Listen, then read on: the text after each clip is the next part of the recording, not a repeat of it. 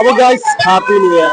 നിൽക്കുന്ന കോഴിക്കോടാക്കാം. അപ്പൊ കോഴിക്കോട് ഇപ്പൊ ഏകദേശം 11 മണി തന്നെ. നമ്മളൊരു 10 മണിക്കൊക്കെ വന്നാൽ ഒരു മനുഷ്യന്മാർ ഇവിടെ കഴിഞ്ഞു. അപ്പൊ ജനങ്ങൾ ഒഴുകി എത്തിക്കൊണ്ടിരിക്കുകയാണ് കോഴിക്കോട് ബീച്ചിലേക്ക്.